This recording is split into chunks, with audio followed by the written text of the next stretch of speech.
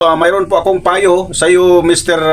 Senate President Alan Peter Cayetano, na ikaw, sir, ay lagi kang papriskon, at saka yung papriskon mo, yung mga sinasabi mo talaga ay talagang makikilala talaga na ikaw po'y nagsisinungaling, dahil po yung mga pinagsasabi mo diyan sa priskon ay parang hindi mo yata alam, sir, no, na yung mga pangyayari diyan sa Senado, barilan, ay yung mga sentimento mo yun, sir, ay hindi po talaga sang-ayon sa mga bidyong nakikita sa karamihan, no, sa taong bayan. Mayroong video, sir, kaya hindi ka pwedeng magsisinungaling, no, para naman ay hindi po natin ma-blasphemous po yung pagsasabi natin dyan sa harapan ng mga media, at gumagamit pa naman tayo ng mga verses sa Biblia, ay nakakahiya, at ito po ay parang blasphemy po ito sa Diyos na banal, no, dahil talaga ang Diyos at saka yung salita ng Diyos ay hindi talaga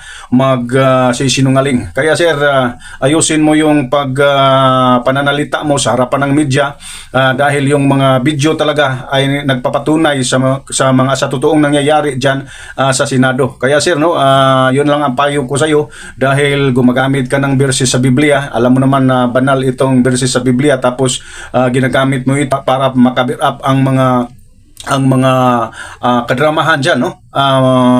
Whether you like it or not, sir, talagang isang stage po talaga ang mga pangyayari, no, sa karamihan. Ay ito po'y makonclude talaga sa karamihan na ito po'y stage at ito po'y kadramahan lang, kasi yung pangyayari na yaon ay talagang naka-eskapo, no, ang fugitive, international fugitive na si Bato de la Rosa. Kaya hindi pwedeng pasinungalingan ang mga pangyayari dyan, mga Senador Alan Peter Cayetano, no, sir.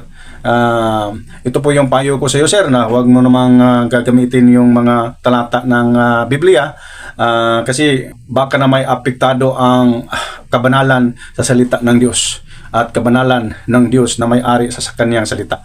Kaya mag-ingat ka, sir. Huwag sabihin mo yan totoo, sir, dahil mayroon talagang magpapatunay kung ano ang totoo, yung mga kuha sa mga video, mga reporters, mga media, o maraming mga video na hindi sang-ayon sa mga sinasabi mo.